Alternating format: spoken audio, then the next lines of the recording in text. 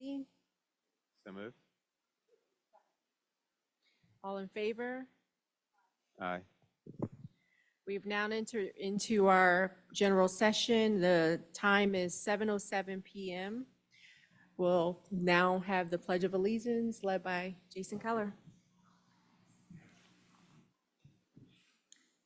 I pledge allegiance to the flag of the United States of America and to the republic for which it stands, one nation, under God, indivisible, with liberty and justice for all.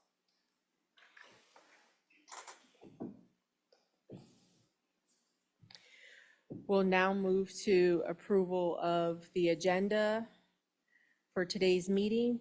May we have a motion to approve the agenda?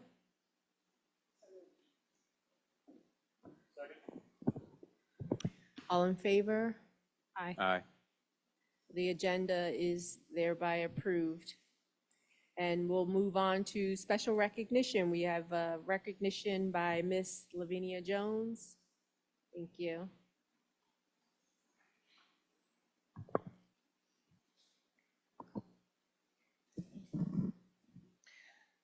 Good evening, our distinguished board members, Superintendent Lawson, BSD employees, and community at large. My name is Lavina Jones-Davis, and I serve as the Director of Community Engagement and Partnerships, and as the former Wilmington Learning Collaborative District Liaison. This evening, I am honored to present an award of recognition to one of our recently graduated Mount Pleasant High School students, class of 2024. This young lady served dual roles, not only as a distinguished student, professionally trained in classical ballet, jazz, and hip hop. She served as a student representative on the Wilmington Learning Collaborative Council during her senior year. She attended board meetings, events, and volunteered her time in the community as a mentor and tutor to scholars at Harlan Elementary School. I would like to present a certificate of appreciation to Miss Layla Cotman. Layla, please come.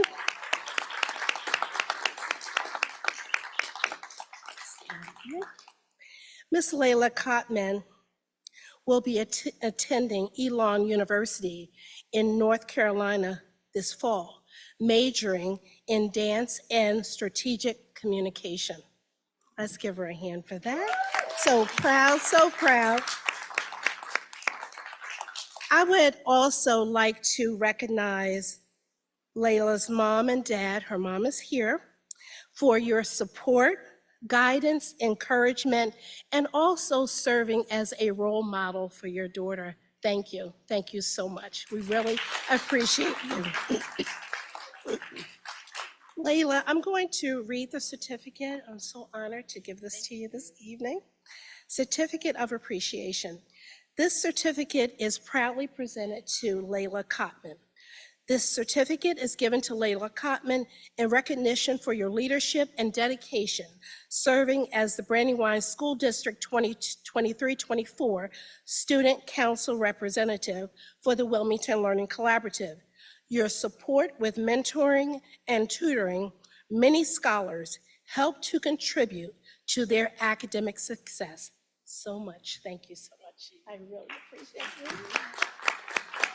And good luck in college as well. Thank you. Thank you. Thank you. Any comments or reflections from anyone on the board? I'd like to say congratulations. It's always an honor when we get to see the hard work of our students and also get to hear about the plans that they have in the future. So congratulations. Next, we're going to have our safety and security recognition to win Ken Wells and Andrew Shearer. Thank you, Mr. Rivera. Good evening, members of the board and Superintendent Lawson. Recently, Dr. Lawson and I attended a training by the Delaware State Police with all the school superintendents in Delaware to discuss school safety. During this meeting, the state police highlighted recent efforts by the Brandywine School District that increase the level of school safety, encouraging all other districts to follow suit. This would not have been possible without the leadership, talent, and determination of members of the technology department. We were repeatedly told for several years that what we were trying to accomplish was impossible, but our technology staff did not take no for an answer. I welcome the Supervisor for Technology, Patty Staker, to the podium to recognize her staff. Student and staff safety is our highest priority. We are proud to announce a groundbreaking achievement. We are the first district in Delaware to standardize emergency access to our security cameras in real time to Delaware State Police and Wilmington City Police. This innovative solution significantly enhances our ability to respond swiftly to emergencies. We wholeheartedly thank Ken Wells and Andrew Shore for their dedication and perseverance in overcoming many technology obstacles to make this possible. This collaborative project with the Delaware Department of Technology, Advantech, Insurance Media, Delaware State Police, and Wilmington City Police marks a substantial leap forward in school security. Ken and Andrew are now supporting other Delaware districts in implementing this critical system. Thank you, Kenneth Wells and Andrew Shore, for your expertise and for aiding in keeping students safe.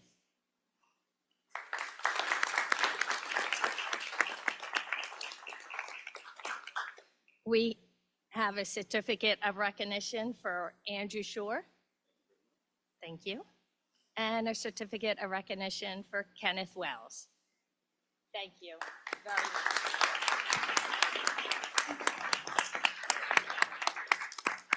Thank you.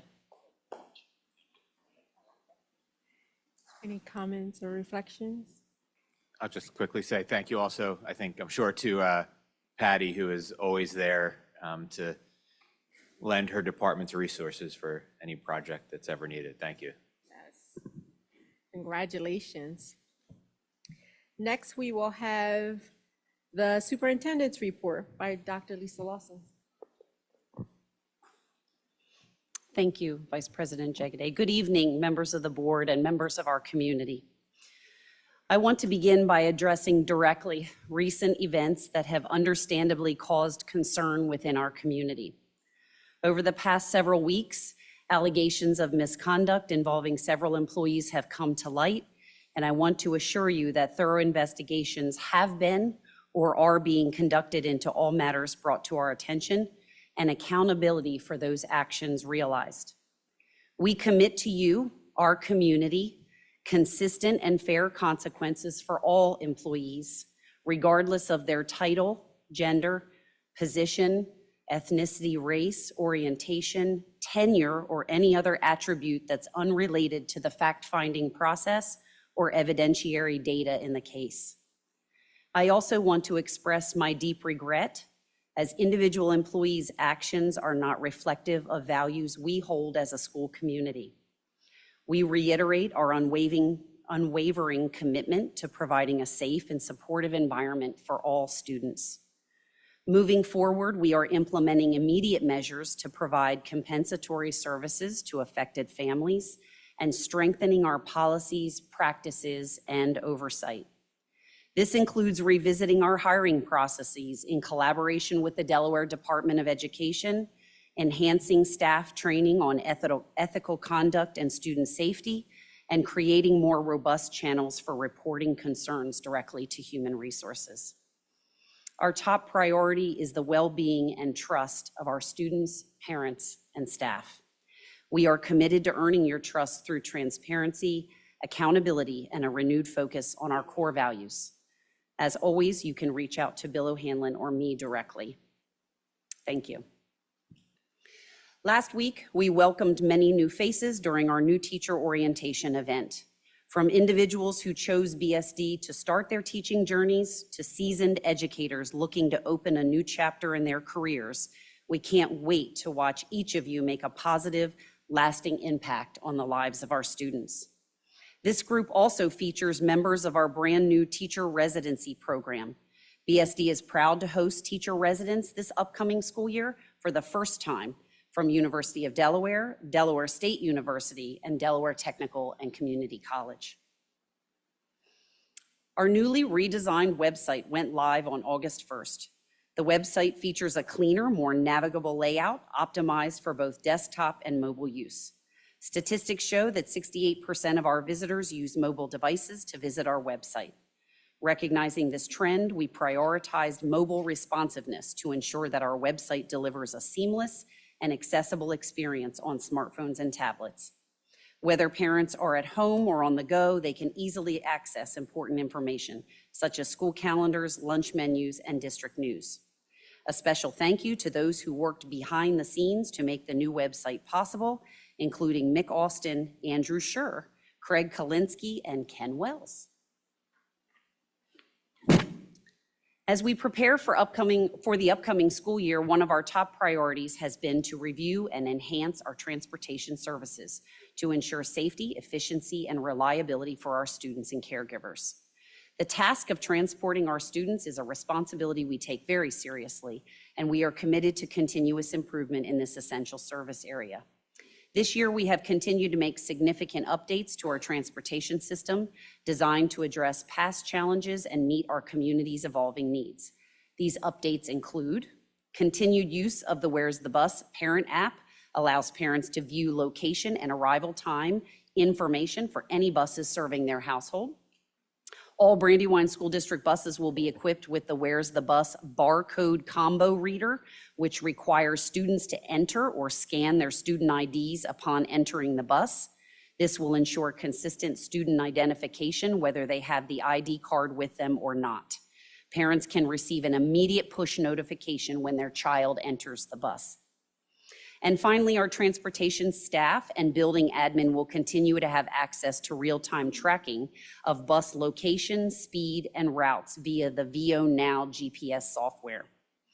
Our second annual kindergarten and first grade Meet the Driver practice ride to school on the bus will take place this Thursday morning, August 22nd, for interested families.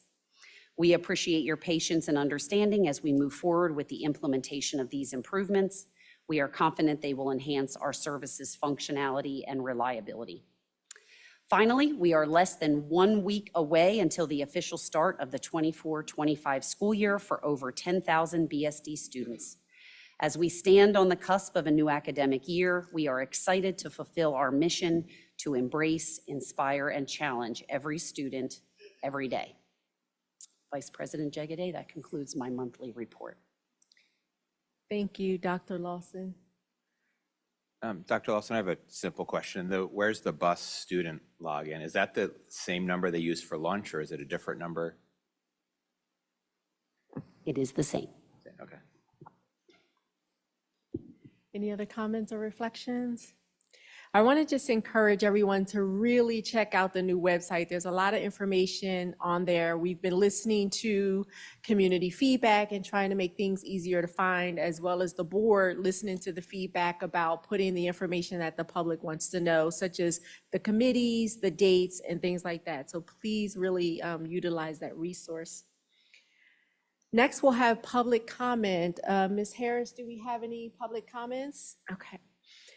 No public comments in the room or virtually, so we'll go ahead and we'll move on to liaison reports and other reports. The first one on the agenda is the DSBA Legislative Committee, which is Ms. Stock, who is currently not present tonight. Has Ms. Stock sent a report for anyone to share? Okay, the next one is the District Finance Committee, Mr. Scrobot.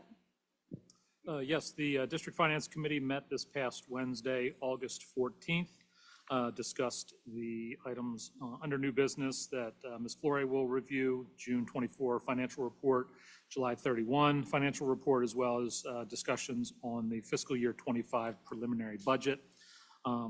We also, kind of as discussed in the board workshop earlier in August, reviewed the District Finance Committee charter that was kind of established. I don't really have the particular date, but I think it preceded state guidelines for citizen financial oversight committees. So just as the board has been presented with that to review and provide some feedback, the committee itself has, had discussions over the last several months regarding membership, recruiting new members, the voting ability versus alternative ability of other members. So they've been tasked to review the charter as well and come back to our next meeting with any recommendations they may have for the board in changes to that charter. Meeting was concluded with the resignation of our current chair, Honorable James Hanby, who I hope that this board will recognize at a later date. I think some discussions are underway for that. And in the interim, there was a motion, second, and vote amongst the committee to enlist Chuck Landry as the interim chair until one can be elected as per the charter. Our next meeting is scheduled for September 11th, 5 p.m., multipurpose room and via Zoom. Thank you, Mr. Skruba. The Health and Wellness Advisory Committee, Mr. Heller. There has not been a meeting since the last meeting. I believe our next meeting will be in the fall. Thank you. And the Maintenance Advisory? Same, no meeting since the last meeting. The Parent and Citizen Advisory Committee is led by Ms. Stock, who is currently not present tonight. From my understanding, there's not a report. Okay, I know the committee has not met since the last meeting. The Parent Council for Students with Disabilities, Ms. Pidgeon.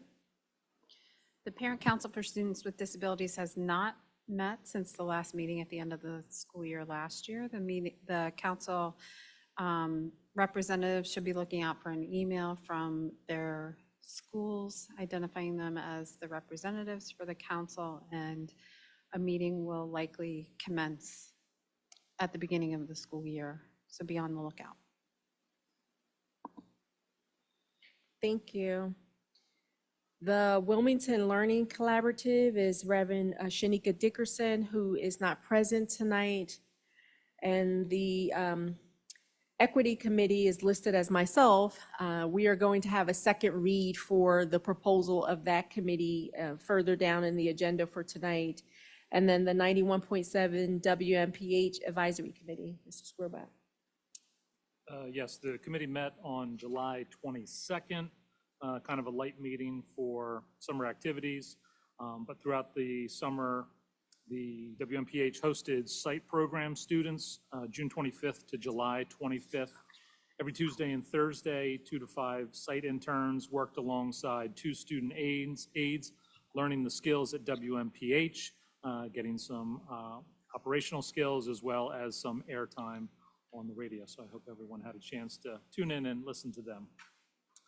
I think going back to the spring, not sure if we touched on this last meeting, WMPH aired Mount Pleasant High School baseball from Frawley Stadium against district rival Brandywine High School. Mount was the victor in that matchup, and seemed like it went off without a hitch, using all the connections at Frawley Stadium along with our equipment. And then in June, there was a field trip with the level 1 students to local radio station WSTW and WDEL there on Shipley Road within our district. So the students got a chance to see how radio stations outside of their own operate on a more commercial level. And our next meeting has not been determined, but it'll be sometime in the fall. So hopefully, as always, everyone will get a chance to tune in to 91.7 WMPH as you ride around town. That's my report. Thank you, Mr. Skruba. Next, we have additional board member reports. Here, I would like to make one additional report, and that is that board member Reverend Shanika Dickerson has submitted her letter of resignation from the Board of Education effective September 1st.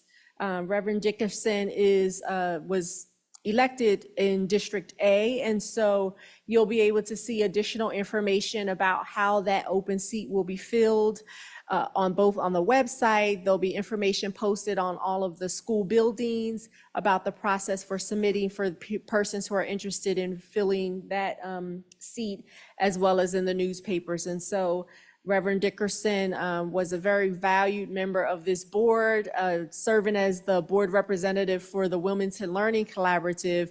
And we're looking forward to whoever the person is that will fill that seat to be able to, we know will also be a valuable contributing member to the school board. So we invite everyone to please look out for that information. And we're excited about the new person that will join the board. Next is our consent agenda. Let me get to where that is. Okay, so we'll ask for a motion to approve the minutes from July. Our last meeting was on July 15th.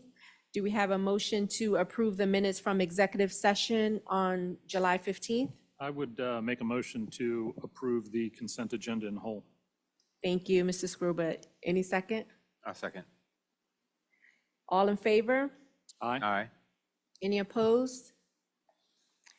The motion carries. Thank you. The consent agenda is approved. And personnel matters is on the list. Can we please have a motion to approve the personnel report? I'll make a motion to approve the monthly personnel report with the exception of employee 25-009. Second. Thank you. All in favor? Aye. Aye. Any opposed? That motion carries. Can we please have a motion to approve employee matter 25-005 as discussed in executive session? Second. All in favor, say aye. Aye. Any opposed? That motion carries. May we please have a motion to approve employee matter 25-006 as discussed in executive session? So moved. Do we have a second? One moment, I'm just double checking. Thank you. I don't see who that is.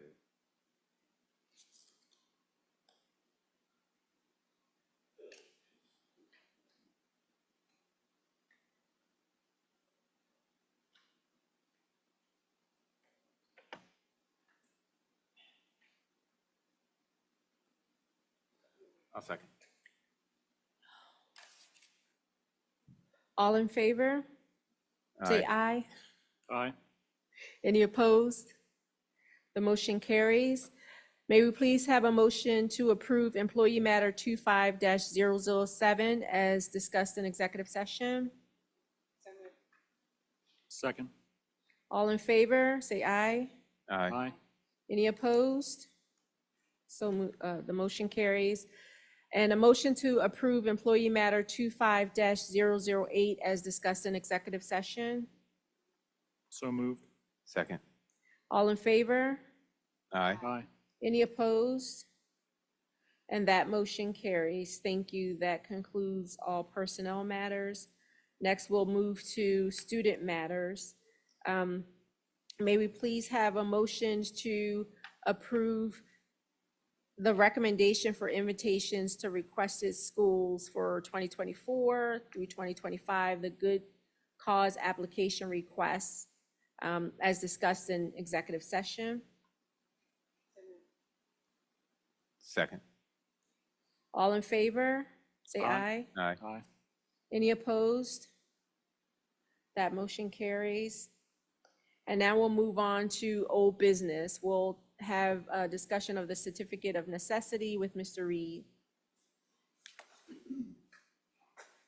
Good evening. This is like deja vu because we did this last year, but here we go again. Good evening, Vice President Jaggedy, Superintendent Lawson, Board, Public.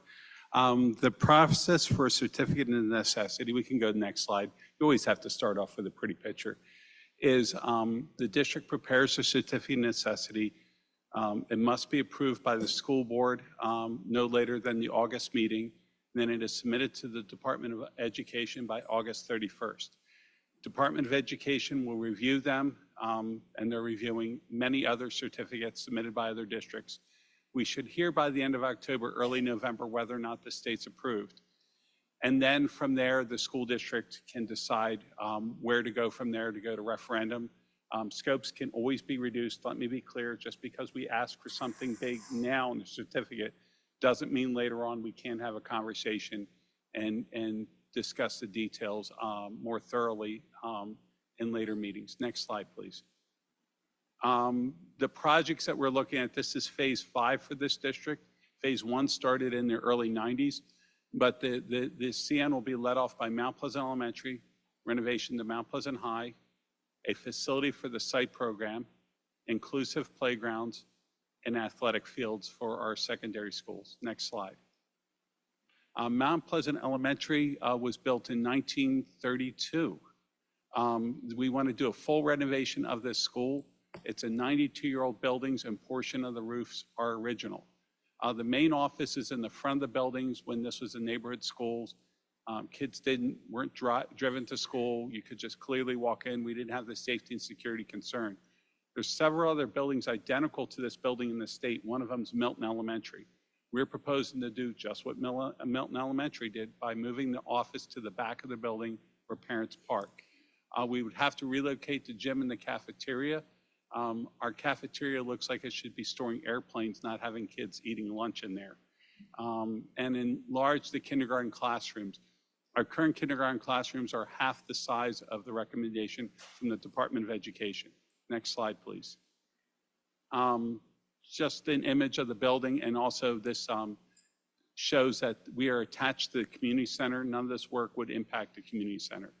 But we do have to show that there would be some additions to the building. It's not just a renovation, there are some additions. Next slide, please. This just shows the attic. A good bit of this building is timber framed, believe it or not. And the slate roof, slate is a wonderful product, but it is at the end of its time. Next slide, please. Mount Pleasant High School. It's a sizable renovation because it is the 3rd largest school in the state of Delaware. Originally constructed in 1958, we're looking at a full renovation. It did not get a full renovation in the 90s. Many things at Mount Pleasant High are original construction. A lot of utility work, which is extensive. If you go behind Mount Pleasant High School, the high voltage lines that feed the school are on poles that run through the baseball field, that run through the soccer practice field. Doesn't make a lot of sense. We have ADA compliance.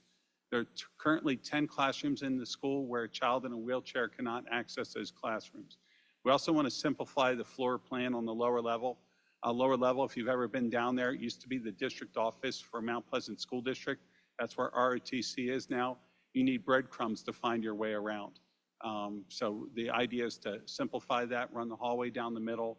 None of the interior walls are load bearing, so we can move them. Next slide, please. Just shows that we're looking to build some additions.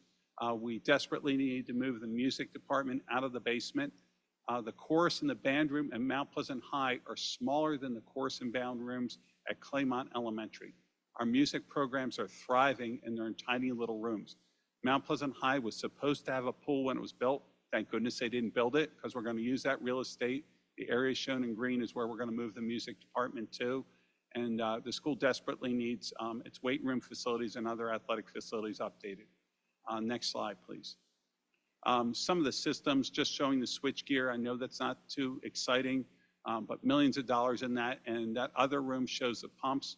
There are 12 pumps in the school continuously running, pumping out either, we're below the sewer line, so they're either pumping out the bathrooms or pumping out groundwater that comes up through the floor of the school. Next slide, please. They built the school lower than the sewer line. So this is a back hallway. Those steps and that ramp that goes up and down is to go over the sewer line. So the school is lower than that. Last I checked, toilets don't flush up. So it's part of the thing that everything we have to do at Mount Pleasant High are big issues. We have to relocate the sewer line, the storm sewer. We have a lot of extensive work in Mount Pleasant High School. Next slide, please. Inclusive playgrounds. Telling a parent that mulch is ADA compliant, when that parent has a child in a wheelchair, they will tell you that that's not right. It doesn't work, even though code says it works. Children should play together. Separate is not equal. We built an inclusive playground at Forwood. It was not cheap, but it was the impact to the school, the community, and the kids was huge. A lot of it is a play surface.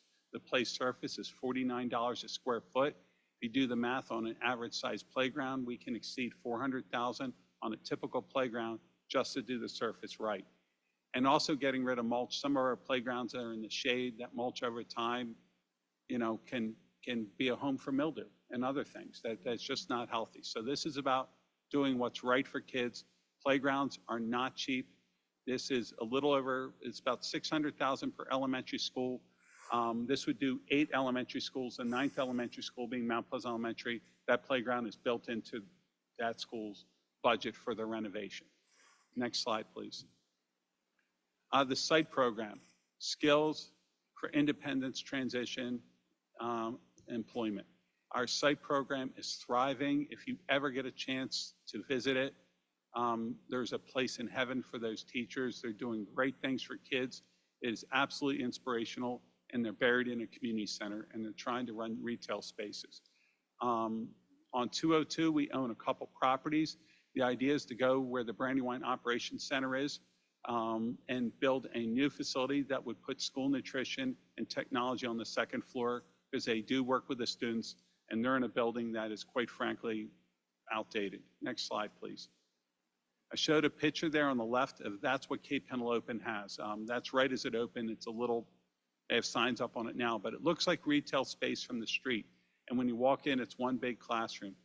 These students need to learn their ServSafe certificate so they can work in kitchens and food establishments, things we can't provide now. We're in a leased building. The picture to the right is a Claymont Community Center. We cannot go in there and do upgrades for them because it's a leased facility. We need to own our own facility.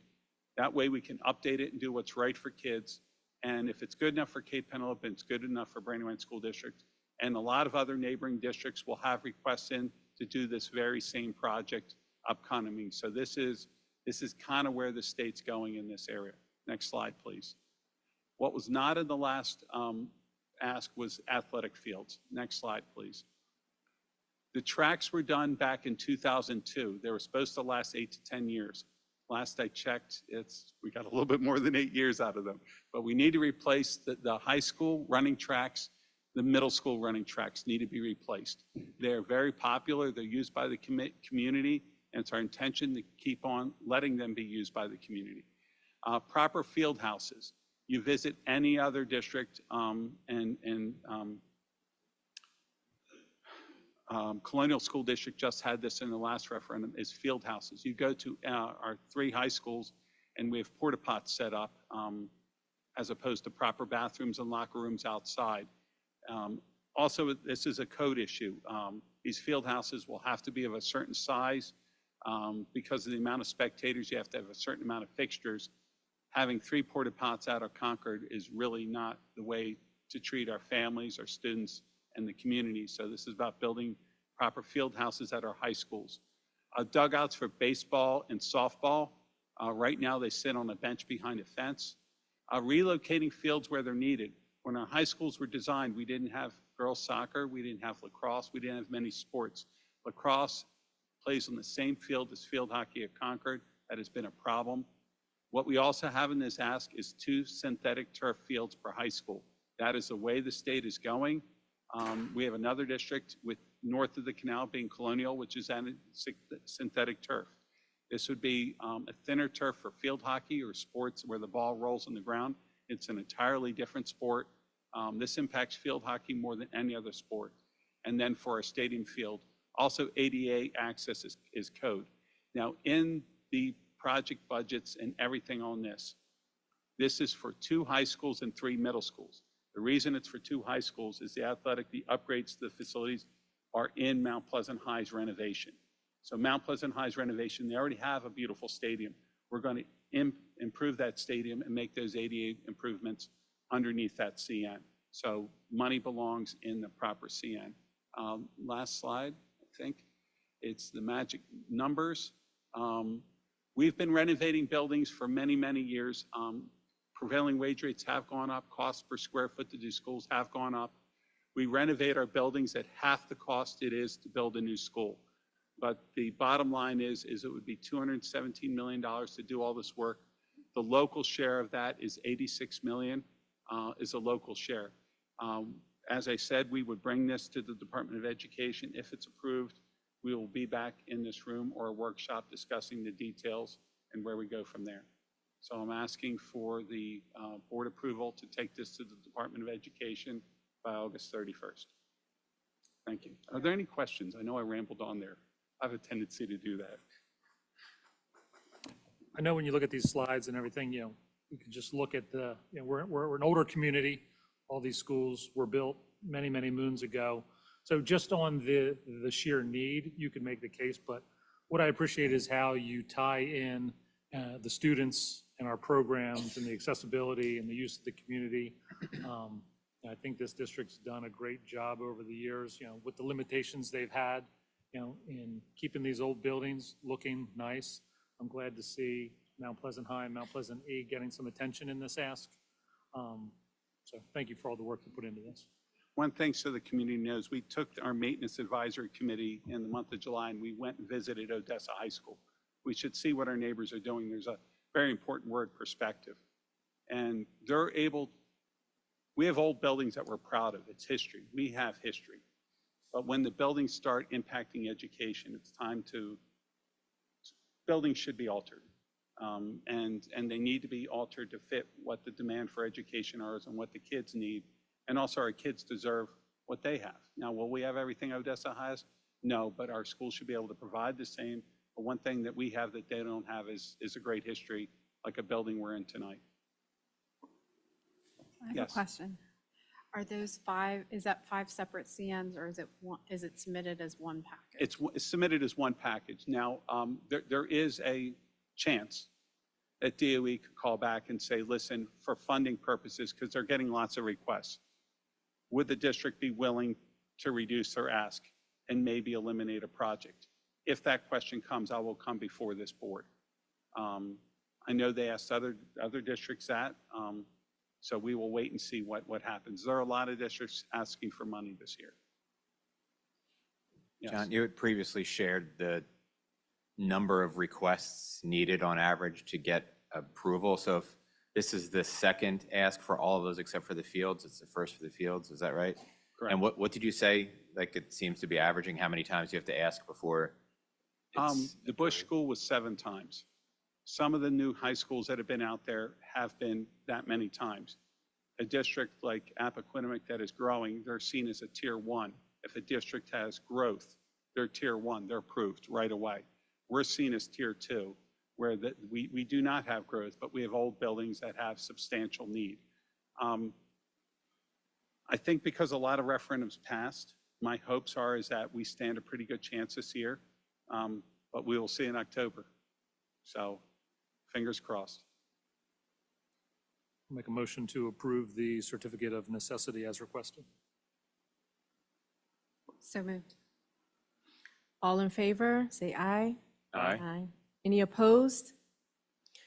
The motion is approved, and we authorize it for submission to the Department of Education. Thank you so Thank much, Mr. Reed.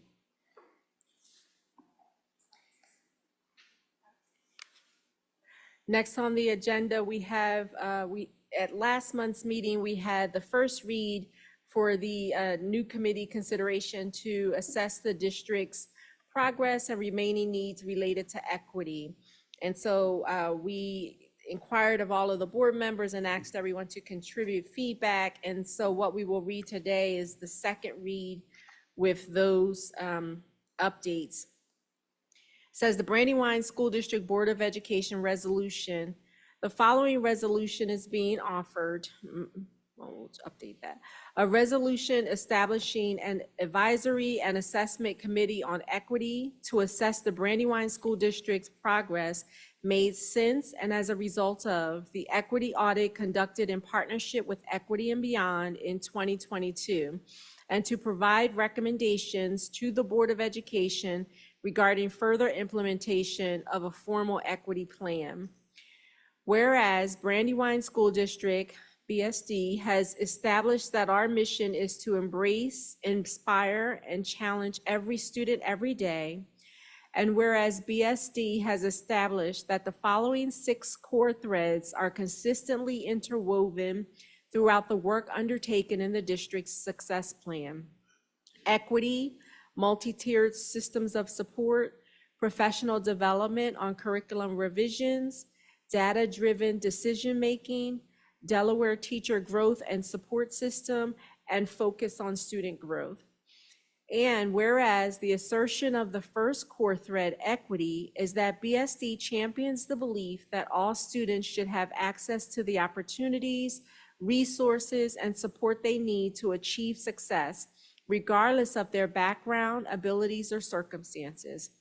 And whereas the lens of strategic intents under the category of equity and inclusion includes but is not limited to elevate and empower student voice, diversify the educator workforce, cultivate culturally proficient leadership, responsibly implement and sustain culturally responsive teaching, design equitable, inclusive, and culturally responsive and socially just environments, and build active and fluid diversity partnerships. And now, therefore, be it resolved that the BSD Board of Education hereby establishes an advisory and assessment committee on equity for the purpose of conducting an assessment and providing recommendations regarding the further implementation of a district equity plan. Be it further resolved that in accordance with BSD Policy 02.10, Community Advisory Committees to the Board, the Advisory and Assessment Committee on Equity Community and non-teacher members shall be selected from nominations provided by board members, the superintendent, and/or candidates themselves, and shall be appointed through a vote of the Board of Education at the following meeting after the creation of the committee. Appointments of Brandywine Education Association members shall also be selected from nominations provided by board members, the superintendent, and candidates themselves, and shall be in consultation with BEA. The committee shall be composed of 13 members, including one member representative from each of the following entities. And the following entities are the BSD Board of Education, BSD Special Education and Support Services, BSD Office of Curriculum and Instruction, the BSD Office of Culture and Climate, the community, and a community organization or group working on education disparities for marginalized communities. And it should also include individuals with the following roles and experiences: a dean of students or administrator from a BSD middle school, a dean of students or administrator from a BSD high school, an equity champion in a BSD elementary school, equity champion in a BSD middle school, an equity champion in a BSD high school, an AVID coordinator in a BSD high school, a student from BSD Student Voices, and a parent of a child in a BSD school. The committee shall select 2 co-chairs at the first scheduled convening of the group, and the co-chairs will set the agenda and cadence to carry out the work of the committee.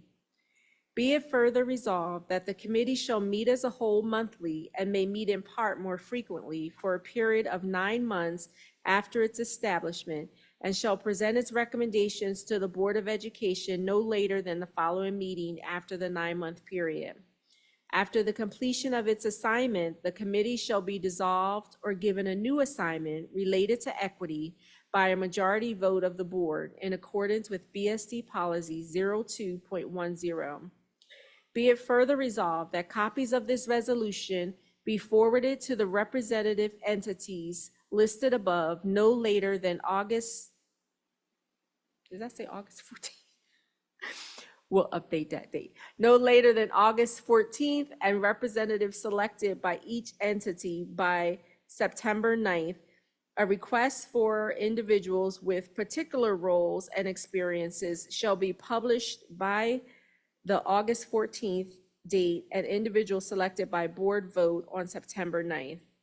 This resolution having been submitted to a vote, the vote thereon was as follows.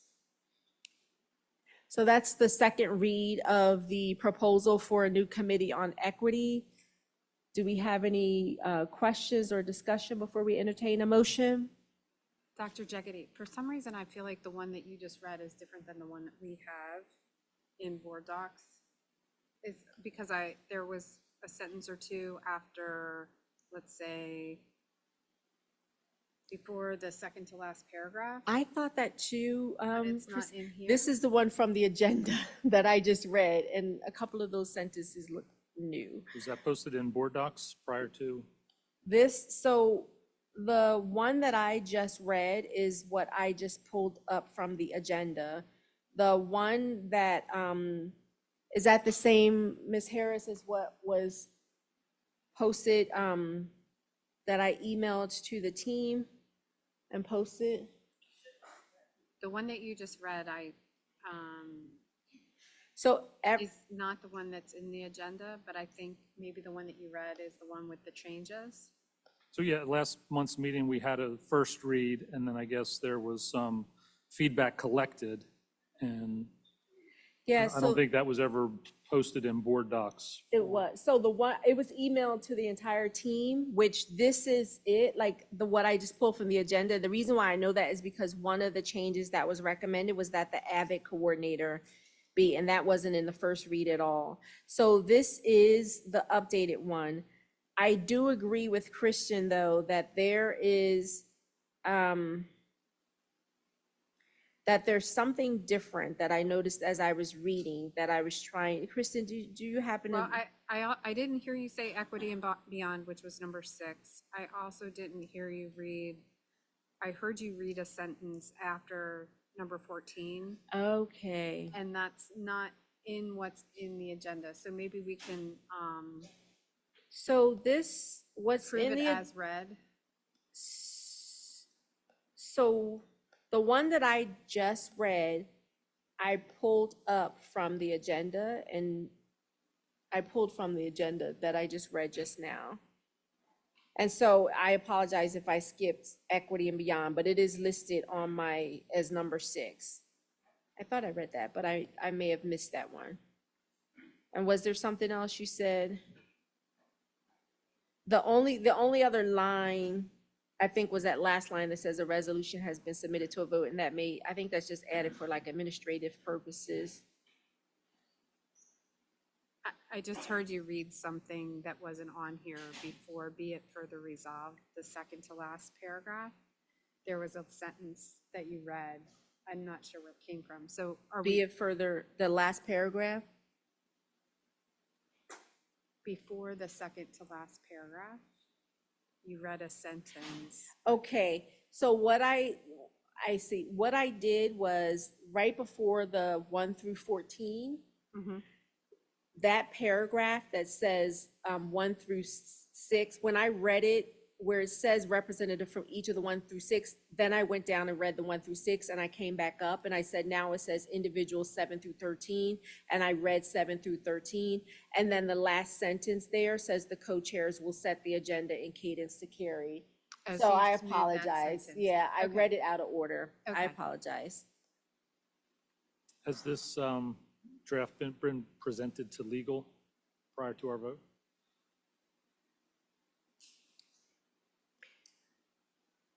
I don't know.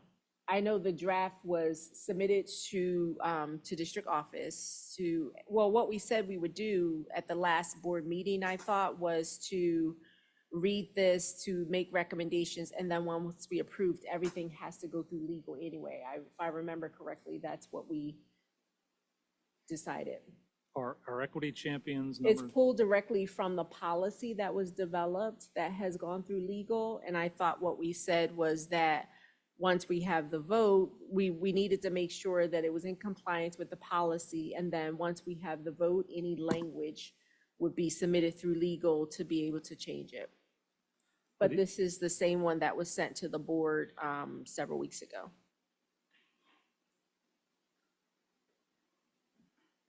are the equity champions district employees? Are they parents within those schools? What's an equity champion? Yes. Yes, they are district employees. Each of our buildings have an opportunity for, it's a stipend position, but it is a posted position, and members of the staff apply for that position and are selected. because as I look at this list compared to other committees that we have, we're very heavy on BSD employee involvement. We've got number 5, community organization, which I would still like that defined as, you know, an organization within our community, within our school district, you know, boundaries. You know, we have Equity and Beyond, which is another organization. I mean, I feel like this seems more operational than community oversight. So this list was done through a whole collaboration, and this was part of why I requested feedback, to be honest, Mrs. Squirrelbot, from you. I know you didn't get a chance to respond when I submitted this to you a few weeks ago, but I did meet with Equity and Beyond. I met with Dr. Larson, and we all met together. I met with the board members. I asked each board member what their feedback was on the committee. We all reviewed. I also talked to people within the community to get their feedback from the first read on what was important, we felt was important to be included in there, to be able to get a diverse perspective.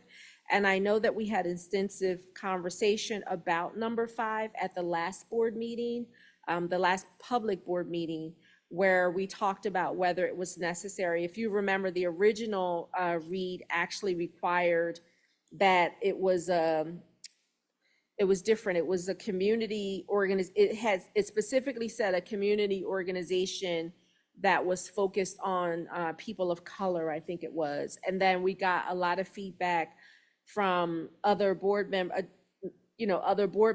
and other stakeholders in the community that said, let's make it more broad, because we don't want to have to, the group could get really big if you try to target a group that just represented multiple different organizations. So let's target an organization that represented a diverse group of people. So I do feel like that I want to reiterate that this list was generated through multiple conversations of people who I believe are subject matter experts. We did talk to multiple people about that. But is there something in particular that you have a concern about, or that you have a question about? And that, because the question that you just asked, we talked about at the last meeting, and we said we didn't want to put a geographic limitation on having a community organization, because these community organizations often serve multiple geographic areas, but that we would try to select and prioritize a community organization that has specific ties to BSD. And Dr. Lawson and Dr. McKinney were very helpful in helping us also target equity champions, because originally we did not specify that in the original read. But when I met with the two of them, with the Equity and Beyond representative, they were very clear about helping us understand a lot of the progress that has already been made in this area has been a result of the equity champions. And those equity champions come with a lot of expertise already through trainings that they've already experienced within the district. And also it's tied to a more broad equity plan that continues the work that's been done in that first year, and that continuation really is centered around those equity champions. So we felt that by bringing the equity champions to the table, that they would be able to, there'd be like a continuation of the work that's already being done. And that's why the Equity and Beyond representative is listed there as well. That's where I just keep going back. I think there's the difference between, the district contracting with groups and organizations in this workspace versus having them serve on a committee, again, which I view our committees as community oversight committees. I look at this list of members, and this is more of an internal committee or a district committee, given the overrepresentation of employees, board members, district administration. I think we'd be better served with a committee, more of community members that, can provide feedback and oversight to the work that we're doing if there's any gaps or, areas of attention from a community oversight position. I think the thing to remember is that this is an advisory and assessment committee. It's not just a typical committee. So in a sense, this committee is serving as consultants to the district in assessing, looking at the feedback that we got through doing that original survey and looking at where we were then and where we are now, what the recommendations were made from Equity and Beyond, and taking a real assessment of how we've moved from that point to here and sort of what might be the biggest needs in terms of moving forward. I think that's why it seems like it's internal heavy, because these are the people who have a sense of where the district is. And if you also look, it's not just random departments, like we're looking at the Office of Curriculum Instruction, like it's very intentional on looking at the areas where equity is key in terms of moving our students forward. You know, the office that would actually have like special education and support service for our multilingual learners, our social workers, all of those different areas where people would have a pulse on what's currently happening and what the feedback was. It's only a 9-month assignment, and that 9 months really is focused on making that internal assessment. And then from there, the next steps would be to then make it a broader involvement of community people and external people who would then, you know, be a part of creating that path forward, what that looks like. I have 3 questions, I guess, 2 that are going to be contradictory. But to Mr. Scorbat's point, I wonder if we shouldn't consider making 14 at least a parent of a child at each grade level. But then my contradictory point to that is the one I shared last month, that I'm concerned that the timeline isn't enough still, especially trying to get this size of a group together. I don't know if 9 months is enough time. And then my third, which is just more of a question, is because of the number of people that would be on this committee, how, like logistically, are we going to collect interest in those who are interested in serving on those positions? So are you reflecting, because the 9 months came from you. I don't know if you Yeah, I said it remember. should be longer, but now I'm thinking, I don't know. We originally had 6 months and you suggested at least 9. So that was a direct question. That was actually a question that I asked directly of you, and that's where that 9 months came from in there. So, and then the question of how it gets distributed is actually listed in the last paragraph. It looks like we need to update the dates there. I think that was because the dates just didn't get updated from the last time because we originally was going to do this in July. But the plan there is that the resolution is forwarded to each of these different entities, and those entities are selecting a representative who would then serve on the committee. And I think my question is more like logistically, who's managing? Is it Tia or Dr. Lawson or yourself or Dr. McKinney? Like, who's managing the collection of all of that information for each of those groups that are listed? Managing what? Who the representative is, or Yeah, the information? who's collecting all that information? So if a group, The equity information? Or yeah. the- So if it's somehow decided, and I'm not sure who's going to decide, like who the equity champion from an elementary school is, but if there's 4 people interested, who's collecting those names? So And then, according to the board policy that was written, that this is drawn from, it says up at the top that the board is the one who votes on those different people. So, and that's just in accordance with the equity, the policy for how we establish any new committee.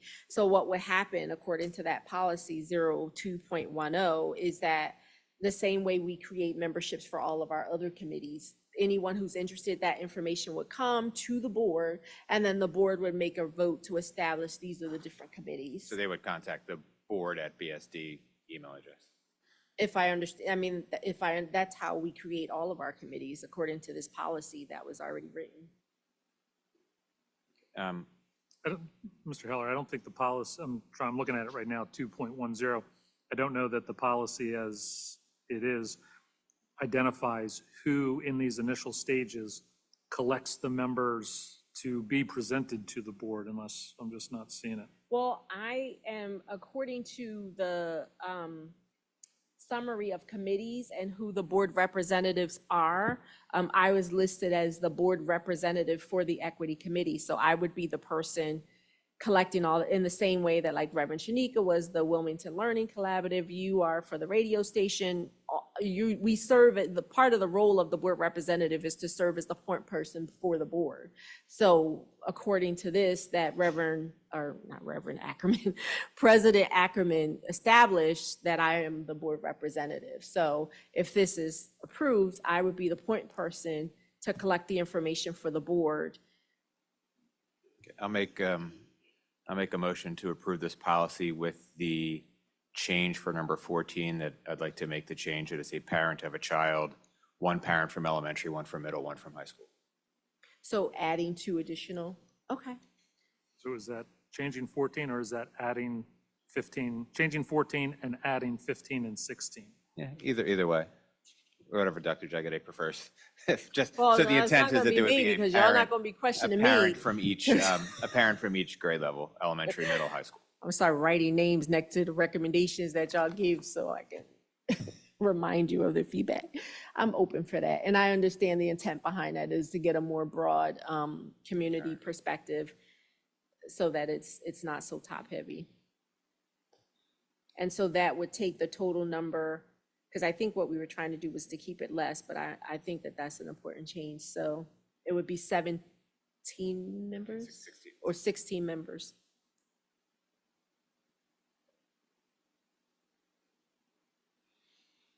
Which ideally you'd want an odd number. And did you want to make a recommendation as far as a timeline change? I'll keep it at 9. Because it can always be extended to. Mrs. Scorbat, did you have any changes you wanted to recommend, or? I mean, got to track these changes here. Correcting the dates. Ms. Pigeon, did you locate the language that was off between the August 8th version and this agended version? I think it was how Dr. Jagade was reading it. I think she's correct that she had skipped around, which confused me a little bit.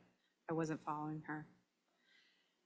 My concern and add to the discussion, I guess, would be that I think it's very BSD heavy and employee heavy. And so that would be my concern. And then also having Equity and Beyond as a consultant. So there's costs associated with these. I was kind of thinking it was more of a volunteer-based committee. I didn't realize that Equity Champion was a staff member. I thought that was an Equity Champion in the school when I was reading this. It is. But What it I says, thought equity it was like a champion. parent equity champion, or like, I didn't realize that was a staff member when I read this before until it was just clarified today. So that's my concern, is that almost 3/4 of the committee are paid staff. And so my concern is that really going to give you is it going to give you what you're looking for, like what we are looking for as far as like true impact and honest commitment and involvement? So perhaps I can offer a perspective, because I do think Dr. McKinney and I did provide input to Dr. Jagade in regards to this. And so it's a balance, correct? I mean, I'm thinking of, and what we compared it to, the Health and Wellness Committee. As Mr.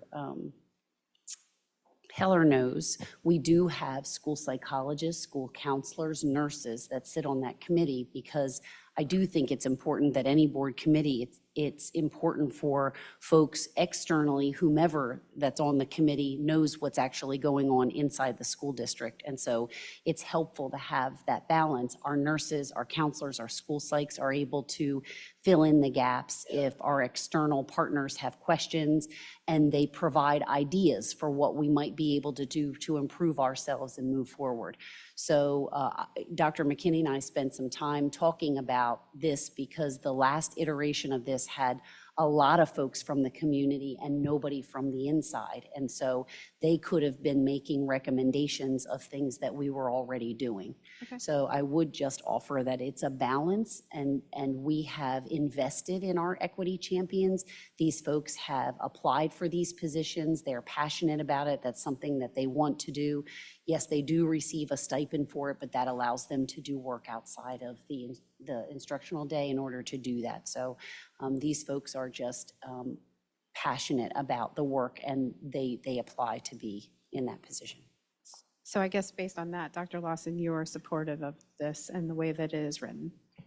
I am supportive of a nice balance of community external members. So on our Health and Wellness Committee, I'll just go back to that for an example. We had Christiana Care, we had doctors from Nemours, a retired former board member, Deb Zarek, who is a medical provider in the community, is on. So it is nice to have community external partners so that they're able to share, again, the things that are going on internally in the district as well. So it's a mix, it's a nice balance. Dr. Jagged, I was going to clarify my motion. Originally, I think that where it says equity champions, originally those were apparent from each of those. That's what I thought it still was, just with a different title. That was Yeah. why I Okay. didn't.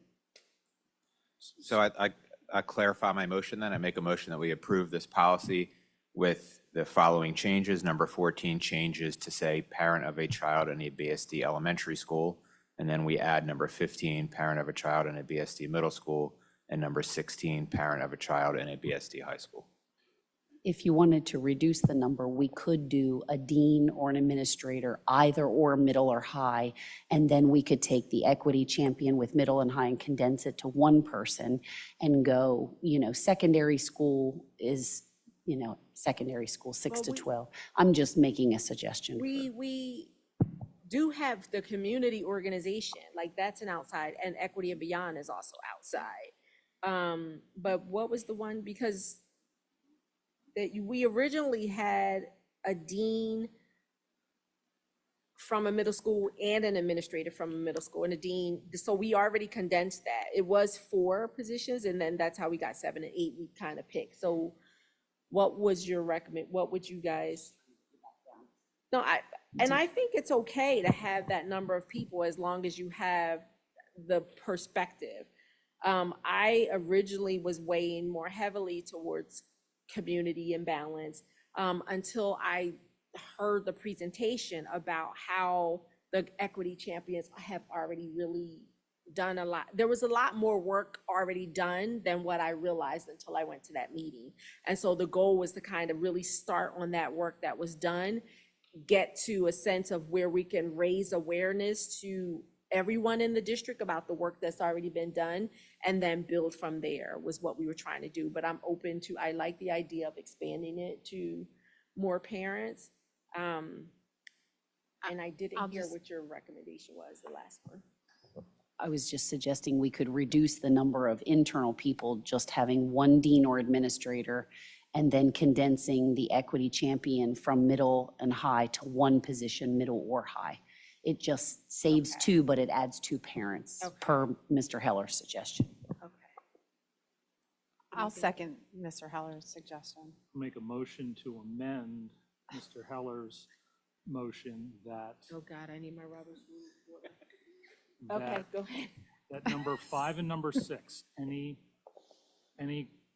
commercial organization, nonprofit, community groups, equity and beyond, that their participation on this community be volunteer and not incorporated into their contract, not be paid, no additional incentives for any potential future business. If they're going to be on an advisory committee, these are volunteer groups from the outside perspective. Right. And so if I am I supposed to say something like agreed or accepted? There would need to be a second. Okay. I was just gonna provide clarification because the equity and beyond doesn't add additional cost to what the contract is. That's sort of the next phase of advisory what going forward, from what I understand. But we can put that specifically in here so that it's clear for them. The only reason I make the amended to the motion, because Mr. Heller made the motion, but I guess to me, I want those lines to be clear between what is paid contractual work and what is advisory committee work. And that's where my whole inclusion of nonprofits or commercialness, I would like it to be community-based, but, you know. Do you to think make we it should just To make take, it cleaner, we can because we could take withdraw all the equity and motions beyond and off. start with one clean motion, if Mr. Heller was open to that, or we can take it as it stands now, vote on the amendment to the motion. If there's a second, I haven't heard a second to it. Can I add an amendment to your amendment? Or You I have to wonder if vote we on could just his take amendment. equity and beyond off as an official member of the committee and just get advisement from them through our regular contract. Would that make you feel better since they are contractual and paid? Yes. They could be a non-voting member. Right. Can you withdraw your motion and just start over? Would you, so She has me to withdraw.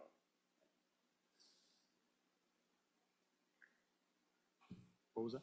I don't want to second, but I want to discuss it first. So I don't mind if. We can have a second and then discuss Okay. before we vote on the motion. or a vote second on to his His amendment or to your his amendment? amendment. I'll the- second. I have a Mr. motion on the Scarbott's floor amendment. to amend the original motion.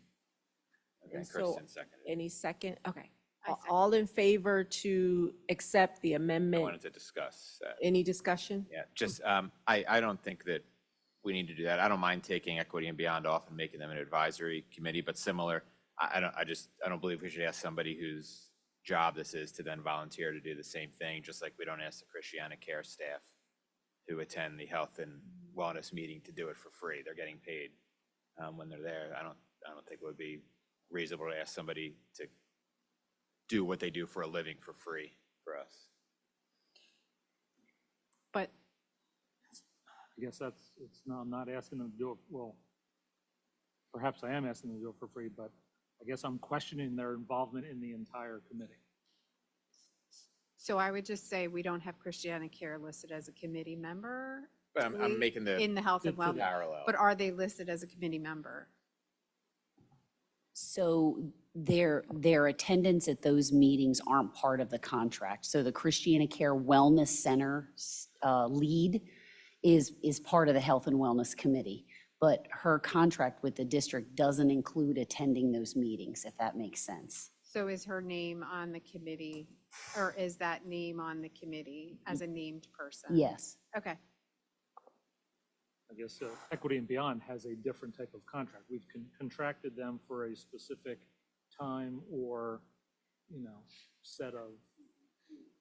So what I might suggest, I don't know if you would consider amending your amendment, but what if we simply say that numbers 5 and 6 are non-voting members of the committee? Well, I like keeping the community thing. The only reason why, now that we're talking about it, it might be good to take equity and beyond off, because what if part of the assessment is assessing work and recommendations that they did? You know what I mean? Like, what if we say we need them to do something different, or whereas the community, the community organization represents a whole, they're already working on equity and marginalized. So we would definitely want them to be an active member, I would think, because they could represent a lot of parents.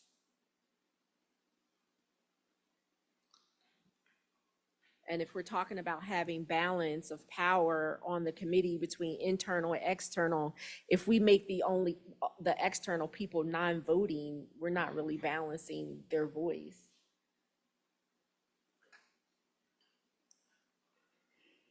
If you withdraw your amendment, can I amend my motion? I will withdraw my motion to amend. Okay, I'll amend my motion everything I said before with the removal of number 6, equity and beyond. So that is to add a 15 and 16 so that we would have a parent from each of the school levels and then remove number 6? Yes. Okay. I second, motion.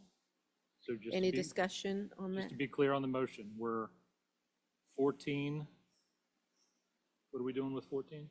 We would change that to like elementary school, and then 15 and 16 would be middle and high, And we're removing equity and beyond. and removing number 6. Okay. And where does that leave our community organizations with number 5? We've left them. Yeah, They're staying in there. they're staying in there. Because then we have, As a volunteer basis? We're not contracting them? yeah, to no, we're not participate. contracting, correct. Okay, so you want us to, can you add to your motion I that will add we that to will my add that motion. language? I don't know that we need to add it. I mean, there's nothing says that they're paid or that they're Well, I not guess, paid, yeah, so. a committee doesn't contract with people anyway, usually. Right? A committee wouldn't normally contract Correct. with a third party. So I'm fine with 14, 15, 16, and number 6, so. Okay. All right, and then Kristen We seconded have a that, motion, right? Kristen second. Second. All in favor? Aye. Aye. Any opposed? Okay, so the motion carries to accept the resolution. Oh, you know what? We didn't add amended dates to your, I think typos are fine. okay. That's a typo. So with I updated think, dates. Yeah. And then the, And legal review. and legal review.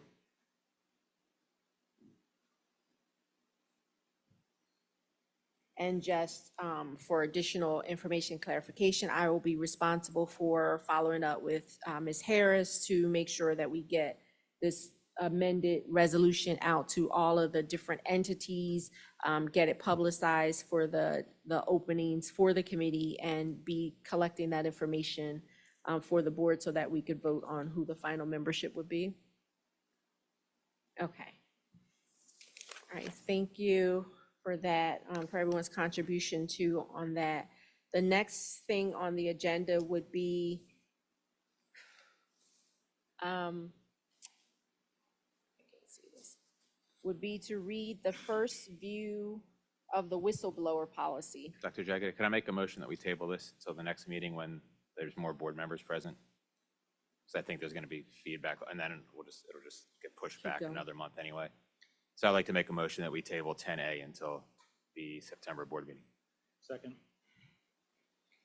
All in favor of tabling number 10A until September's meeting, say aye. Aye. Aye. Any opposed? So we will table 10A to September's meeting. Thank you, Mr. Heller. The 10B next is to read the first read of the revised policy for Title IX. I'm sorry, back on that last motion. Did you vote? I just didn't hear it. I did. Okay. mhm. And then who's doing the, okay, yes.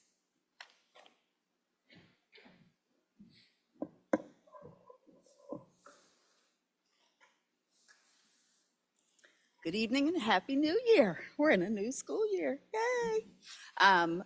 To our Vice President, Dr. Jaggedy, Superintendent, Dr. Lawson, members of the board, members in the audience, as well as online, I am with you this evening to present highlights from a first read of a new Title IX revised policy that is effective August the 1st, 2024 and after. This policy came as a result of some federal guidelines from the Federal Department of Education. Currently, Dr. Yolanda McKinney and myself serve as the Title IX coordinators for Brandywine School District.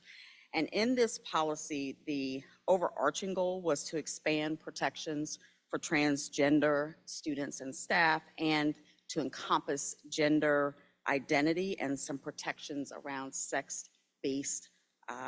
against sex-based harassment. Previously, it was defined more as sexual harassment, but as you go through and do the first read, you'll see that sexual harassment has been replaced with sex-based harassment.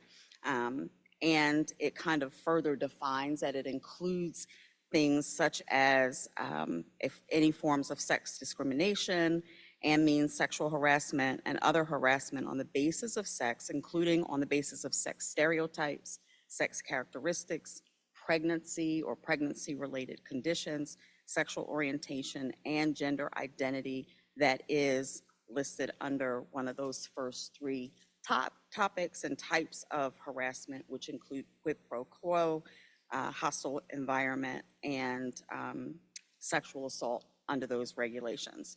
So as you go through the first read of the policy, just some things of note. Retaliation is prohibited if someone does make a complaint. Complaints used to have to be formal. Now they can be informal. They can be done electronically, by email, just by someone dropping by district office to express a concern. And if it's a concern that's related to a student, typically Dr. McKinney would investigate that. If it's a concern related to a staff member, then typically I would investigate that. So now the policy also is updated to include that there won't be retaliation, including peer on peer. So student to student can't retaliate should someone make a complaint or a concern. Some other things of note, confidentiality is still a part of the policy, but it also says that while we will take steps to protect the identity of either the person that's the alleged perpetrator or the person that's the alleged victim, we may have to disclose information on other witnesses and things so that those two could be very well prepared to come before us to give testimony. There are training requirements. I'm very proud of the fact that in Brandywine, we've already had our administrators participate in training that was done by a legal firm. And all of our staff, as part of their welcome back to the new year, will get training this week on some of the requirements in the new policy. On page 3 and 4, it goes over the grievance process. The process in and of itself has not changed much, except that it also clarifies that this policy and the enforcement of it can happen on school property, but also off school property and across the United States, such that if there was a field trip and it was a school-related event and something happened on that field trip outside of Delaware, that could potentially fall under this policy and need to be investigated and or possibly addressed.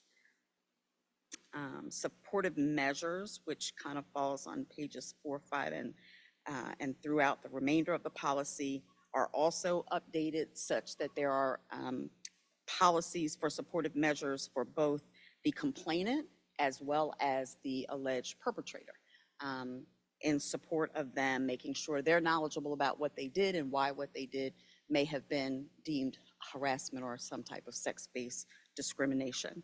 And those supportive measures can be, again, formal things, they can be informal resolutions, as long as the folks involved are amenable to those. The last pieces of note are, again, just what could happen. It outlines the complaints and when they can be dismissed. This particular policy and the updates is very, very specific, and it includes next steps. It includes things, as an example, that BSD, should we be unable to identify a respondent, somebody makes a complaint, somebody grabbed them inappropriately or touched them in a hall, and we can't identify who that person might be, then we could theoretically dismiss the claim if we've made all reasonable efforts to try to find out who that respondent is. But it details those circumstances under which and only under which something could be dismissed as either not resolved or unresolvable, or that it was resolved using one of the measures. So it gives very clear steps, both for the alleged victim and the alleged perpetrator. It also outlines details around who gets to make the ultimate decision. There's a decision maker in these cases, and there's an appeals process and a different decision maker should someone file an appeal. And it very nicely articulates that information. Make sure I covered everything, the appeals. And that, in a large overview, is what the contents of the changes that you'll note when you do a first read. We're not asking for any action this evening, but just that you have that background knowledge So when we come back again, we can entertain any additional questions that you might have after you've had a chance to go through it.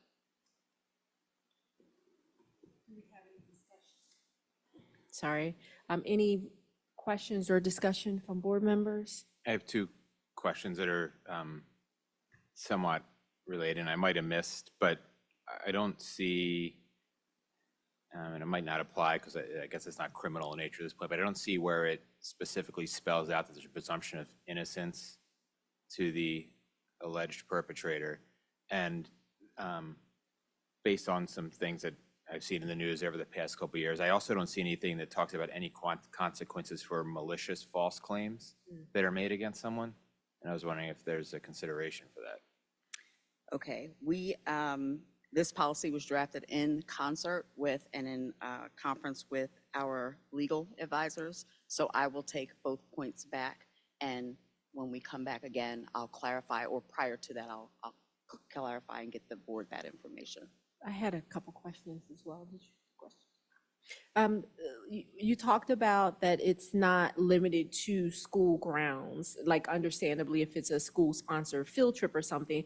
Are there limitations to that? Like because you said across the United States, and I'm like, so if it's not a school-sponsored event, but it's just a student that happens to attend one of our schools, what is that included or? Correct, we would not have jurisdiction Okay. over that. And then is there a way to know, because I know that the changes to our Title IX are somewhat based on the federal changes, is there a way to differentiate like what's required from based on the federal change, or is all of this required based on the federal change versus what's BSD preferred? Because This was all based on the federal okay, 'cause that guidelines. whole new expanded definition, that's all, Yes, it's like a whole Yes. different focus. yes, Okay. yes. And again, the goal is to kind of expand protections, inclusive of transgenders, students and staff, as well as pregnancy. Like that wasn't something that was so specifically addressed in the past, making sure that there are privacy areas and that people are not being discriminated against in the event that they might need to nurse or different things like that, or students that may be pregnant. And So there are that's- expanded protections. And that's covered under sexual harassment now, sex-based. Sex-based. Okay. Yes. And I'm assuming there's going to be some rollout of new training and stuff for all of our staff to really understand all these, or it may already be happening. It's already in play. Yes. Thank you. You're very welcome. Any other questions from? Okay, thank you. Okay.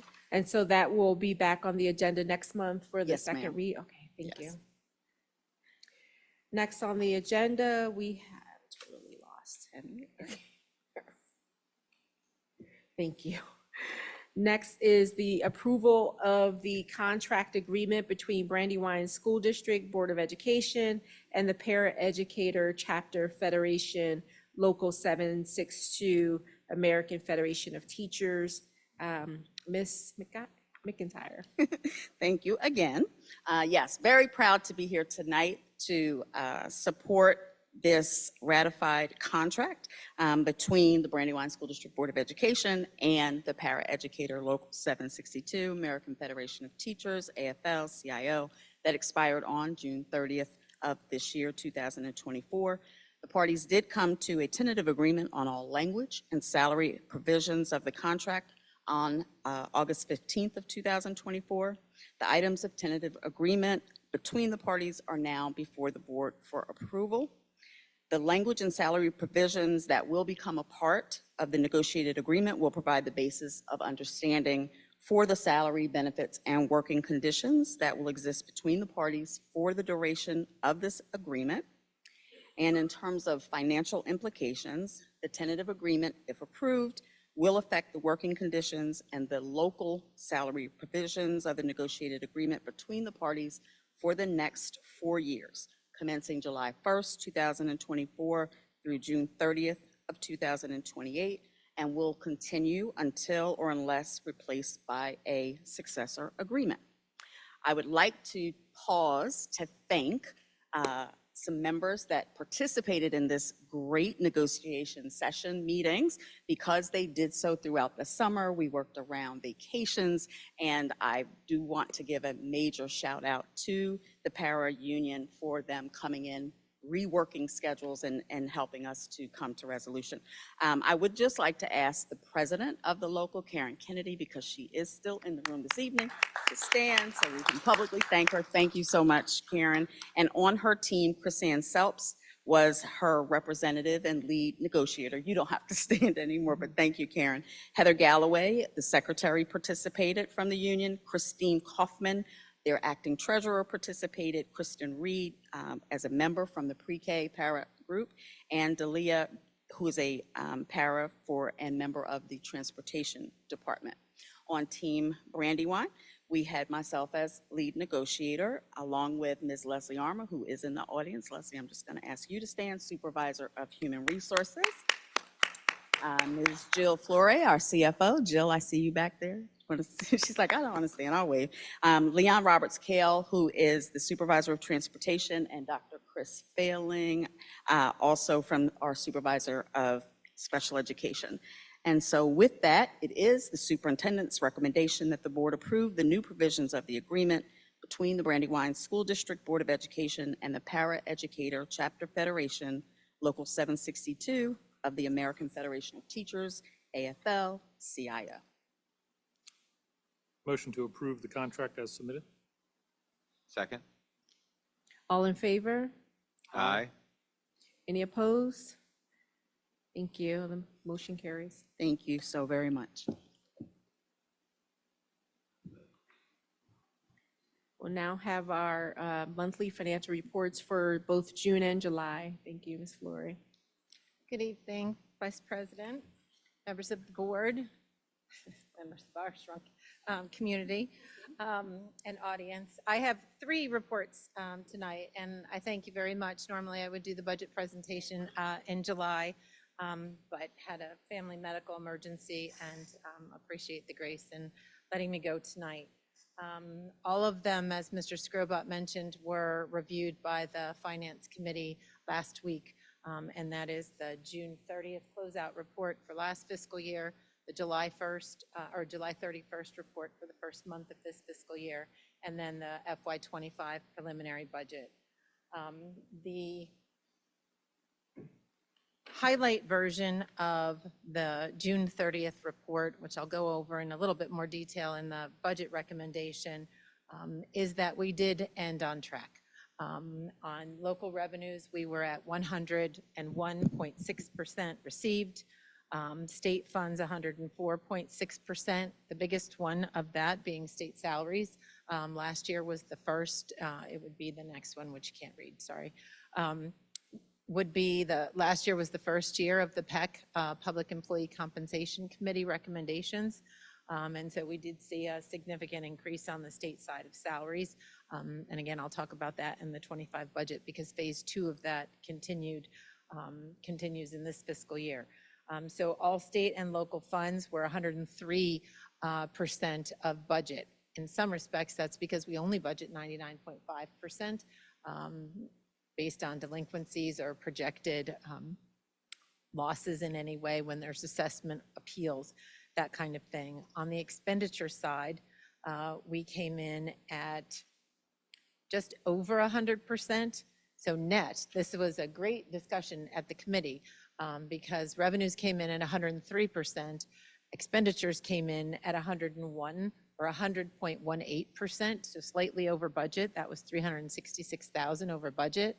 But net, because we had additional revenue, it was a net positive to our ending balance.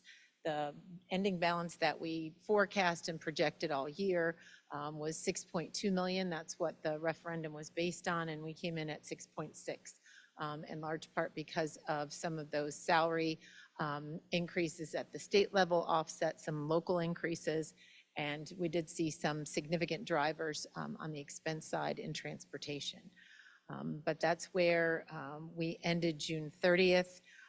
The other news in ESSER that we've tracked very closely is we ended June 30th with $365,000 in ESSER remaining. That's from the original 36 million.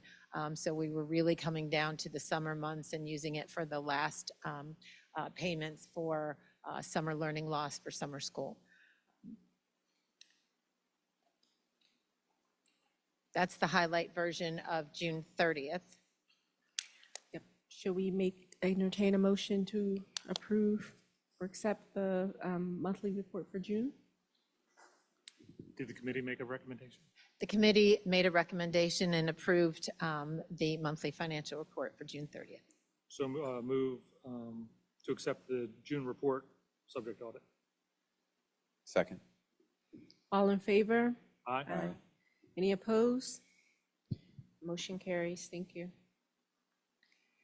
Thank you. The next one is the July 31st report, which would be the first month of the new fiscal year, but it tracks against the budget. So this is the chicken and the egg because I'm going to do the budget right after this one.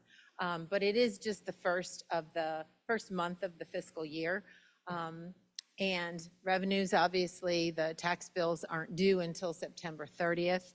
And so revenues are only really delinquencies or late payments that are made in July. That is 8.9%. But on the state side, we've received 74.9% just in the first fiscal month, and then 84.3% on the categorical state funds. So between local and state funds, we're at 56.3% received. The one thing in talking about cash flow, we talked about at the Finance Committee, looking at what is that necessary June 30th balance. We know it had always been targeted at 8.8 million. I said we ended at 6.6.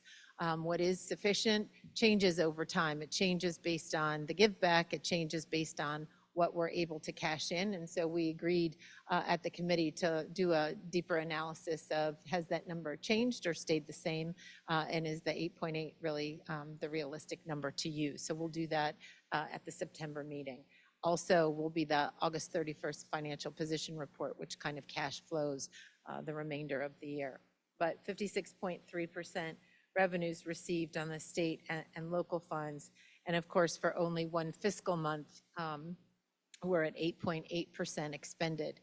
The reason why that's important and the reason why I talk about that ending balance and cash flow is because we generally control. We won't do a purchase order for the whole year, for example, right? You talked about a vendor and a contract. Well, we may contract with them all year, but in the initial months, we'll do a small purchase order just for those few months until we get the all of our taxes and then can fully fund it. And so that's why you'll see in that first month controlled spending until we get all of those taxes received. And usually October is when the bulk of them come in.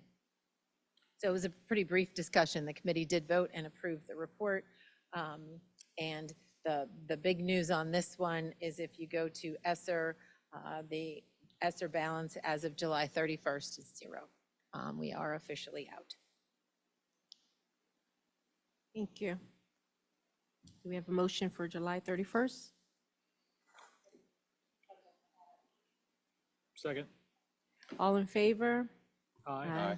Any opposed? Thank you. The motion carries.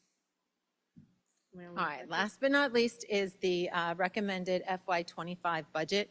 Putting that together is a number of factors. It's what happens at the state level, any legislative changes, what did the governor and legislature put in for the state budget, how did we end the 24 fiscal year, our actual experience, and then what are projections for the coming year. Go ahead. What are projections for the coming year? And these are items I've talked about that we've had to track very closely, right? Revenues, expenses, but where we were with ESSER gone, that was part of our planning in the referendum. What will come back? We can't sustain $36 million in local funds. So we knew that there were targeted items that we would maintain, but most we would not, and why we intentionally tried to do one-time purchases or investments in curriculum or those kinds of things, so that when the funds were gone, it wasn't a huge drop on the operating budget, but strategic. Then, of course, we have September 30th count, and I'll talk about, in addition to legislation, there was a very new significant charter regulation that came out from the Department of Education. So this is just the next one is just a restate of our results from FY '24. 3.3% increase in operating revenues, and those were driven by three main factors, and that was interest, over $1 million in interest earned, which will only increase as we have the new referendum funds this year come in. We'll have more cash on hand, but we've seen very favorable interest rates and that comes from the treasurer's office. And the finance committee will tell you that there's been years where it's near zero. And so that $1 million swing is over 3 cents. So it's a huge help to the budget. State salaries, okay, we have last year, and we're talking about '24, this was the first of the recommendations from PEC. And then the other significant cost driver was homeless and foster care transportation. So this isn't a good example where in the '24 budget, you could see transportation was over budget. But they were also over in revenues. They had over 700,000 in revenues that came from the state based on all of the costs and experience with homeless and foster care. So expenses were up, but we also received the state side of that as well. On the operating expenditure side, this is where I said we were over by 366,000 or 0.18% of budget. So that means with more revenue, right, 3.3%, but only a little bit over on expenditure side, that's how we were able to beat that balance instead of 6.2 million, 6.6. But because it's a combination of some state funds and local funds, there are some balances. It doesn't all go to the local funds balance. We had an opportunity fund balance where those sit, the Wilmington Learning Collaborative, those are multi-year funds. And so our revenues went up, but they don't all go towards the local ending balance. But we did end at 6.6 million.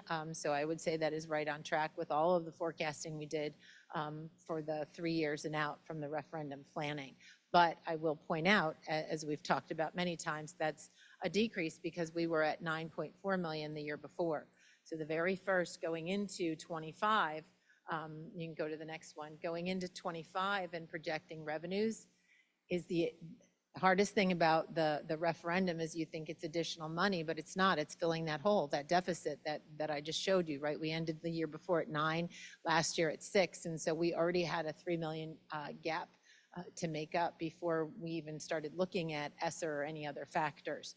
So these are the main drivers on FY '24 on the revenue side. Of course, we had the 25-cent increase in our current expense tax from the referendum.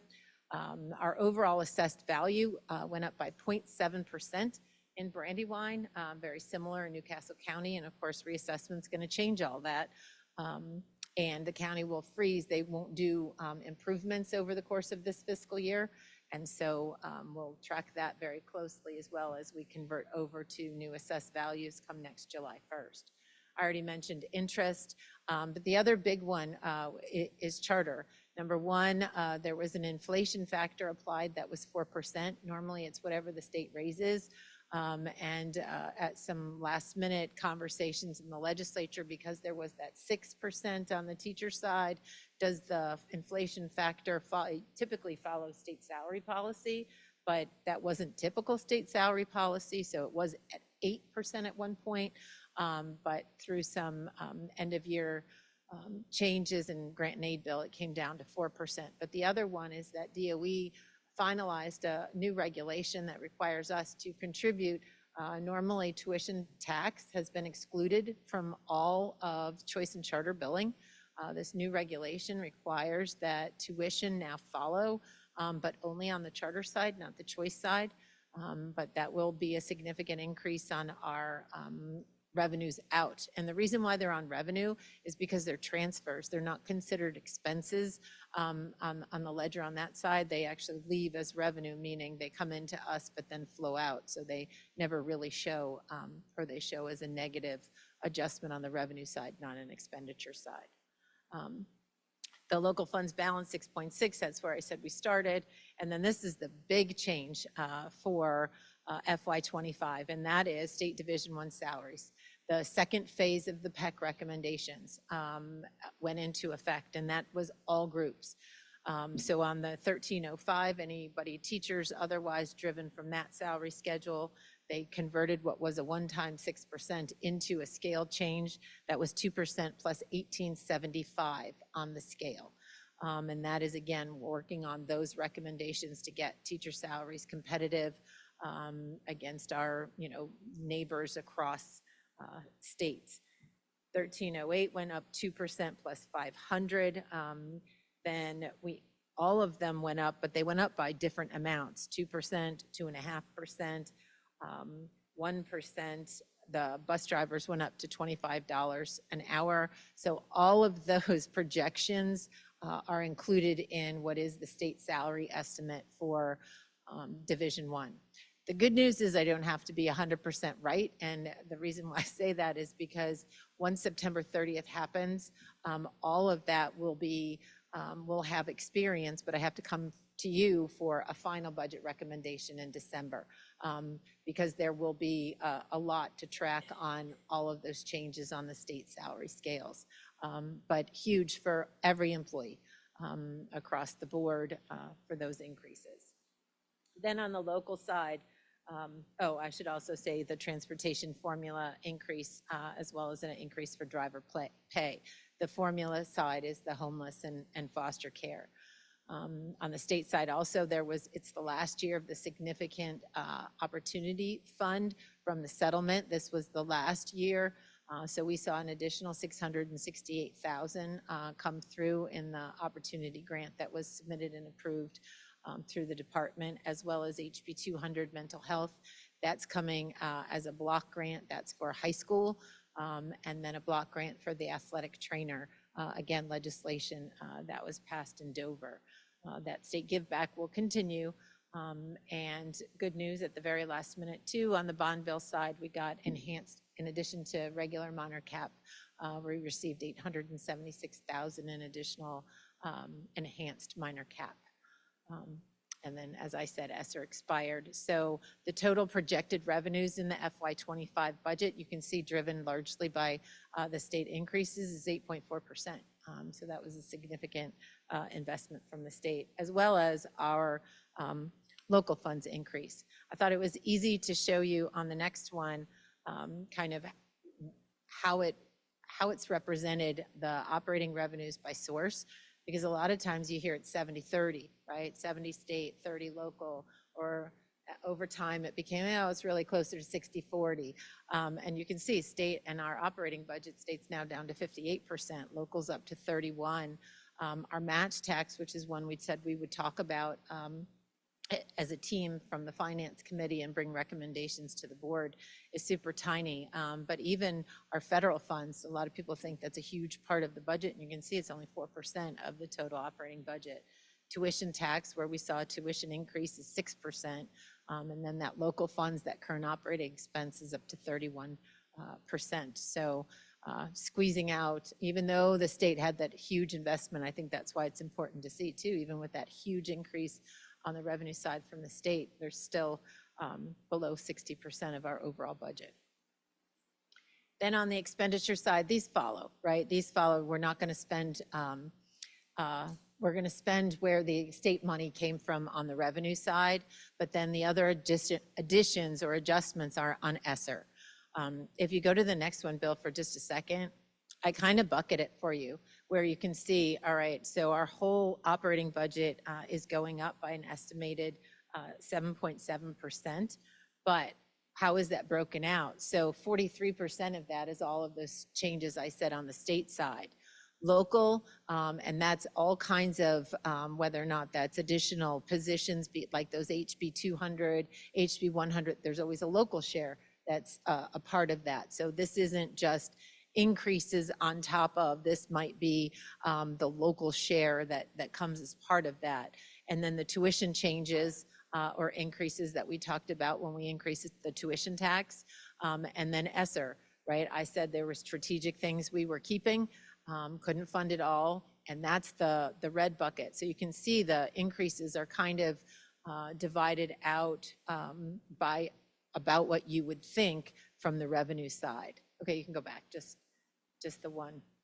So again, I won't read through them because these are all things I talked about on the revenue side. You can't even tell, but I did change the bullets to color code to the next graph. So the red at the bottom is ESSER, and then the green at the bottom was tuition. But you can see which ones are targeted in which area. So what that means, and again, it's very, very close to that 3-year forecast. It is one of the things we talked about a lot during the referendum was that, we had nominal budget growth over a large period of time. So in 1 year, this is a higher number than you would expect. But again, it's driven by that large state salary increase, as well as us catching up to where we needed to be because we were in that deficit spend. But it puts us at a June 30th ending balance of 7.2. And again, that was intentional, not where we wanted it to be, 8.8. But then next year will be the additional 20 cents or that second phase of the referendum. So we intentionally said to the community, we are going to phase this and do it slowly so that it wasn't one huge tax bill in 1 year, but spread over time.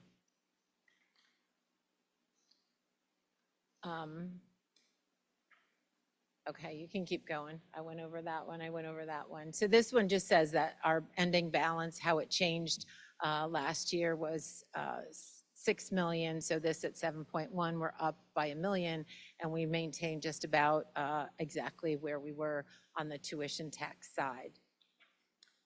All told, if you add them all together, we're now over 250 million from all sources. It's the next one, Bill. Thanks. And then last but not least is looking ahead. This is not done, right? There's still changes to come. And we'll go through the September 30th count the students, and that's not just the number of students, but by needs-based category, which drives our funding. And so it's most of what you see in the state budget, even though there's all of these adjustments on the salary side. An even larger adjustment that they have to make is the increased unit count that's driven by needs-based funding. So we'll go through the September 30th unit count, and then I'll come before you again in December for a final budget. And working with the Finance Committee, Mr. Scrobot already gave an update that we will have a new chair and look at the procedures about not only replacing, but kind of do it in 2 parts, right? Not make all of the changes until new members come on, but look for new members as folks leave after a long period of time. There's John's certificate of necessity, but then the other change on the horizon is state funding commission. So the legislature passed as a result of the AIR study. The AIR study, funding study, was a result of the settlement, the lawsuit. And so this is the next phase of, all right, we have this, very lengthy report and study, but how do we turn that, we as a state, I don't mean as a district, but as a state, and there's all kinds of stakeholders. Dr. Lawson and I will both be serving on that commission that will have statewide representation. So we'll report back the progress of that group. And then, of course, preparing for reassessment. It's going to be a big year. I got my letter. Did you get your letter? Mine just said how much. It didn't say how much. It just said, here's your bedrooms and that kind of thing. But they're coming and learning from the experience from Kent County as well. And then, of course, one thing, the question came up on the CN, November elections used to where I started at the budget office, but usually they put in a placeholder budget, right? Because there's going to be somebody changing down in Dover. And so what happens in November and those final elections won't be the governor in January. And so as the FY26 budget is finalized, there will be a transition of leadership. And so we often see placeholders. And so how that comes about, right, with this administration determining next year's funding on a CN is always interesting. And so I always say, make our legislators know that we have the CN down there because that support is helpful. And that is my FY25 budget recommendation. Preliminary. Any questions or comments? Thank you. We will entertain a motion to accept and approve the budget for fiscal year '25. No. I'll make the motion, I'm sorry. What? Wait. Do we have a Motion second? to accept the budget, Preliminary budget. preliminary budget. Preliminary. Second. All in favor? Aye. Any opposed? Okay, so the motion carries to accept the preliminary fiscal year '25 budget. Thank you, Ms. Flory, for all your work. Thank you. And I did fail to mention, again, that the DFC voted to approve it Okay, thank at their you. meeting. Thank you. All right, so the last thing on the agenda is just to provide an update on our next three regular board meetings. Those dates will be on Monday, September 16th, Monday, October 21st, and Monday, November 18th, and those will be here at Mount Pleasant Elementary School. With all that being said, unless there's any final comments or remarks, thank you guys for your patience with me. I will entertain a motion to adjourn the meeting. So moved. Second. All those in favor? Aye. Aye. Any opposed? Okay, the time is now 9:03 PM. Thank you.